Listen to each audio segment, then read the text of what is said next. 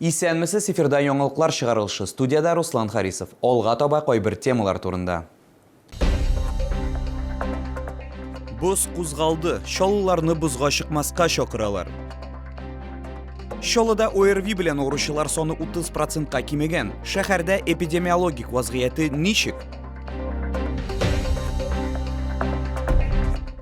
Боз кузгалды. Белгечләр кабат-кабат кисәтәләр. Язгы бузга чыгу бик куркыныч.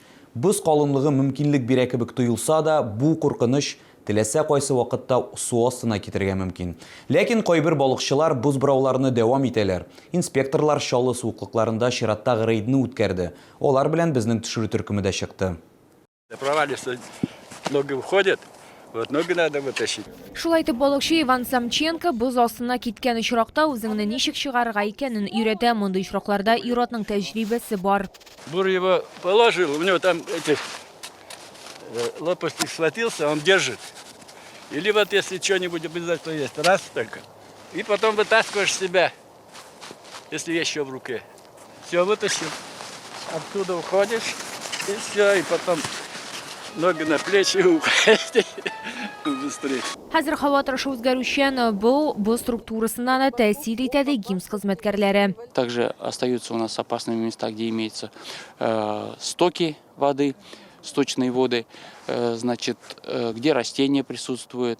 Работа Нижнекамской плотины ГЭС тоже заставляет воду выходить на поверхность льда. Естественно, пропитывается лед водой, и его структура меняется не в лучшую сторону. Бозга чыгуның иң куркыныч урыннары булып Элеватор тауы, Табиев Йор буендагы шәһәр пляжы, 48-нче комплекстагы базар янында Түбән Кама ГЭС плотинасы санала. Шулай ук дәүләт инспекторлары автомобиль мототехникада бозга чыгарга киңәш итми. Лилия Гатина, Эльмира Гайнетдинова, Сергей Вильданов, яңалыклар. Шолуда ОРВИ белән авыручылар соны 30%-ка кимегән. Бу хакта сәламәтлек саклау идарәсе җитәкчесе Рөстәм Нугманов хәбәр итте. Моннан тыш йогышлы авырулар хастаханәсенең Д блогында капиталь ремонт дәвам итә. Тулырак Лилия Гатина материалында.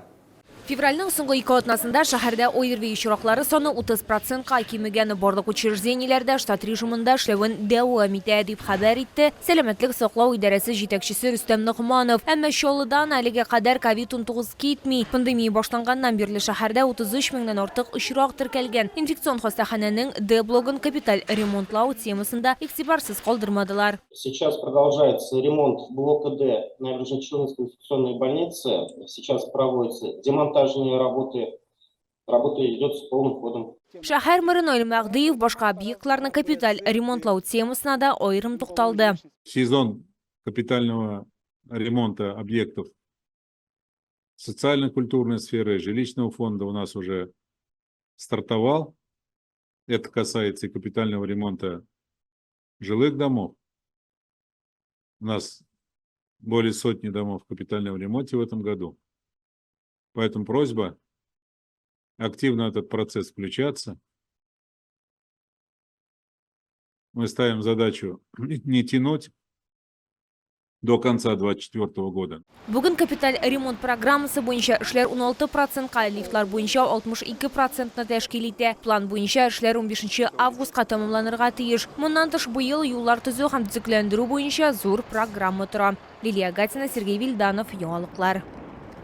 Тәгәрмәчле медицина тикшерүе. Сугыш ветераннары өчен госпиталь поликлиникасы янында мобиль маммограф урнашкан. Медицина тикшерүен 30 яшы тулган чаллылар үтә ала. Ул халыкны диспансерлаштыру кысаларында үткәрелә. Тулырак безнең алдагы материалда. Йөк машинасы эчендә рентген аппаратлы маммограф кабинеты тикшерү берничә минут кына дәвам итә. Шуңа күрә чиратта озак торырга туры килми, ди Венера Магадеева. Аңа 71 яшь, ул тикшерүне еш үтә алмый. Моңа вакыт җитми ди ул, әмма бүген аны маммографиягә оныгы Эльвина Хайретдинова алып килгән. Нашли мы время, пришли посмотреться, обследоваться, сдать анализы, кровь, пройти диспансеризацию. Все-таки сегодня очень много и социальных болезней, и в принципе возраст уже подходит такой, опасно становится, и мы переживаем за ее здоровье.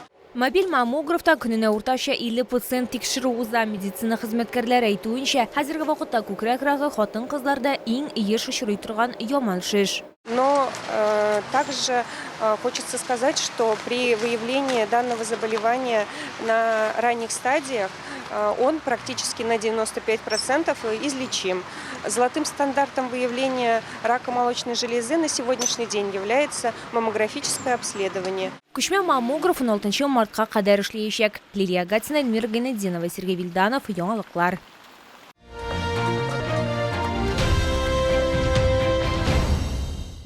Камчатка балыгы һәм уылдыгы сәламәтлекне дә ныгытачак, өстәлдә искиткеч сый да булачак. Диңгез деликатесларын Green сәүдә үзәгендә беренче катта сатып алырга мөмкин. Кайсы бәйрәм кызыл улдыксыз уза, алда Мойшобу бәйрәме шәһәр халкына 35 төрдән артык диңгез балыгы тәкъдим ителә. Ул файдалы микроэлементлар чыганагы булып тора. Камчаткадан килгән ризыкларда консервантлар юк. Икры немножко взял вот. А рыбу я вчера купил, потом подумал, надо бы еще и корки взять. Вот. Свежесоленую чавычу. Мужчины дорогие, не забудьте ваших любимых женщин поздравить, в том числе с этой вкусной рыбкой, которая к нам не каждый день приезжает. Уже несколько раз берем здесь. Вот с женой постоянно приходим. Она вообще в восторге от этой рыбы. Особенно вот чавыча красная. Эту решил еще взять вот беленькую попробовать. Очень прекрасно. И не такие уж дорогие цены. 8 марта подарок жене. Я не первый раз уже сюда прихожу. Рыба очень вкусная. Сегодня вообще свежая рыба. Диңгез деликатесларының зур сайлау мөмкинлеге сыйфатлы һәм уңай бәядән Камчатканың улдыгы һәм балыгы сезнең өстәлдә лаеклы урын алачак. Привезли вам и корочку. Это гордость Камчатского края. Она отборная, зернистая, слабосоленая, просто шикарная. Она богата витаминами, микроэлементами. Изумительная икра.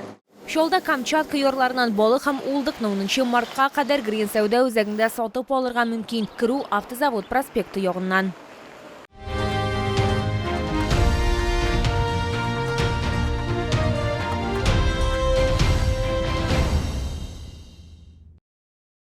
Бу сезгә җиткерәсе соңгы мәгълүматыбыз иде. Мин Руслан Харисов сезнең белән сау булашам. Исән-имин булыгыз.